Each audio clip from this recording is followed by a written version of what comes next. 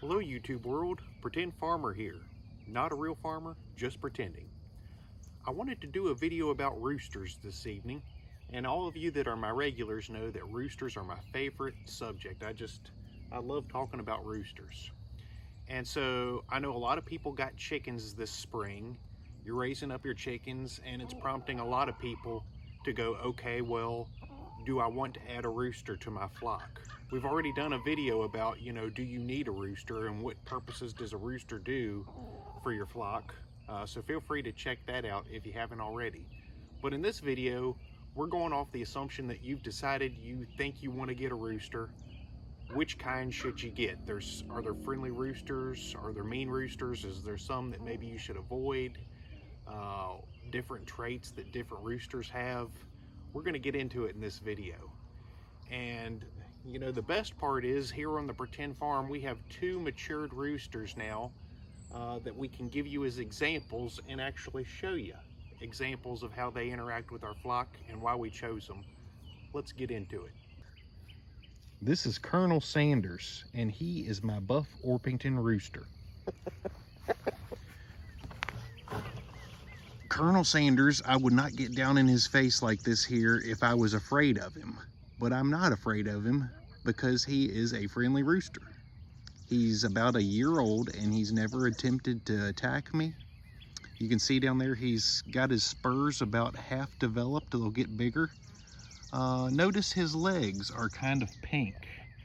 Whenever you see a rooster get pinkish streaks in their leg like that, it's hormones. He's got a lot of young hormones pumping through him right now, a lot of testosterone. And those will eventually turn back to their pale white color they're supposed to be again. But, even with those hormones pumping, he keeps them in check. He's always been a really good rooster, and he is the subordinate rooster, meaning he's the younger of the 2 that we have here living together on the farm. He's kind of like the more submissive one. He takes second place or back seat to Bucky. Aside from that, he's always been really good to us. He's a little bit more aggressive in how he breeds the hens, but he's never been aggressive towards any of the people that have been here on the Pretend Farm. Now in general, your meaner rooster breeds or roosters that tend to be more aggressive towards people, you definitely want to stay away from your Old English gamecocks. Anything Old English rooster, those things were bred for fighting. So they are mean, nasty roosters. I don't know if there are any that are friendly because it's just in their nature to be aggressive and mean. So stay away from your Old English games. Probably the next on the list would be Rhode Island Reds for aggressiveness. The Rhode Island Red breed is specifically known for attacking children. I don't know what it is about that, but I guess, for whatever reason, they can be fine around adults in a lot of settings, but then a child comes along, they like to attack the children. And then the other one that kind of comes to mind would be your Barred Rocks. I actually know somebody that has a Barred Rock rooster, and he's not super aggressive, but he will attack from time to time people. So, that breed is known for being a little bit more assertive as well. And again, there's always exceptions to the rule. You can find YouTube videos of people feeding Rhode Island Red roosters treats and then they pick them up and hold them and pet them like dogs. They're perfectly fine. There's a video on YouTube of a little boy carrying a Rhode Island Red rooster around like it's a dog, petting it. So there's always exceptions. I'm not saying that all Rhode Island Red roosters are mean or all Barred Rocks are mean. Just in general, your breed characteristics, this is generally the overall experience that people have with them. All chickens have their own unique personalities. Just because you get a Buff Orpington rooster doesn't mean he's not going to turn mean on you. Just because you have a Rhode Island Red doesn't mean he's going to be nasty. He might end up being friendly. When it comes to roosters, it's really a crapshoot, and sometimes you might just have to weed through a couple till you actually get the one you're looking for. It's just the sad reality of it. Your Buff Orpingtons are probably going to be the #1 safest pick for having a friendly rooster.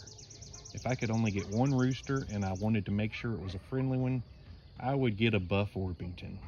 And again, that's not a guarantee. He's not going to turn out to be a jerk.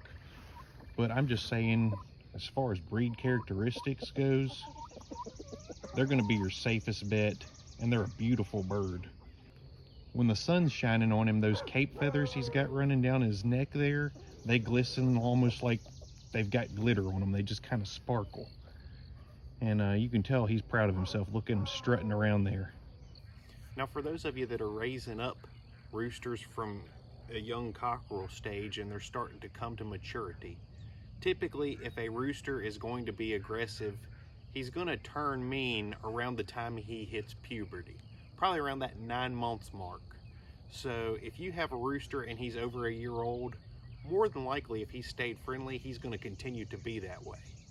Just because you start out with one that's friendly doesn't mean that he's not going to hit that puberty. He's going to go through adolescence and he's going to turn into a jerk. Sometimes they might snap out of that when their hormones calm back down, might go through a little bit of a mean streak, and then they'll get better again. So be patient with them. But sometimes they turn mean and then they just stay that way. Now, in terms of friendly roosters, at the top of any list on the research you do, you're going to see the Buff Orpington. Buff Orpington chickens in general are just friendly, cuddly chickens. I'd highly recommend them. They're pretty much my favorite breed. Miss Molly here's a cuddler. She'll let kids pick her up. She'll let grown-ups pick her up. They follow me around the yard. And these are the hens. So the roosters, honestly, neither one of my roosters really like to be held or cuddled, but that's typical. And I heard somebody say one time, you can befriend a rooster, but you can't befriend a cockerel. And I think that that's a very true statement. In other words, when that rooster is in his young teenage years, he's got one thing on his mind like teenagers. He wants to eat food, he wants to breed the hens. Like all teenagers, right? So yeah, he's got those hormones pumping. Don't mess with him. He's gonna get tired of you. But as that rooster comes to maturity, once he turns into that grandpa rooster, he's gonna mellow out. His hormones are gonna mellow out. He's gonna simmer down. And at that point, you might be able to feed him some treats, and you might be able to kind of build a relationship with your old grandpa rooster. Maybe eventually get to the point where you can be friends with him. He'll sit on your lap. You can pet him, pick him up, carry him around. At that point, it's fine, and he probably won't care. But a young rooster, good luck trying to really get friendly with those. The main thing you're looking for is just that they don't attack you. Other than that, my roosters are friendly. They'll kind of shy away from me when I get within about a foot or two of them because they don't want to be picked up. But that's okay because they're good to the hens, they're good to the kids, they don't attack, and they offer the flock some protection. You know, that's the real fun thing about having roosters, is just hearing them crow throughout the day, having fertilized eggs so that I can have chicks running around like I've got here in the background. You know, they offer a level of stability for the flock. They offer protection for the flock. I really just don't want to think about having chickens without having roosters. They're really just kind of like the signature staple of my flock. I mean, they've got the majestic long capes. They're a lot bigger in size. They stand out above everybody else, and that's what I like about having roosters. A lot of people think the crowing is annoying. I like to hear it. It's like music to my ears. Some things you can look for to be able to determine if your rooster is going to attack you. They'll never come head on at you, hardly ever. Usually what happens, and if you're ever around a strange rooster, I would encourage you, be careful when you walk past them or turn your back on them. Because generally, the signs that a rooster is getting ready to attack you is he'll kind of raise his head up and he'll stare like away from you, but he'll kind of give you the side eye.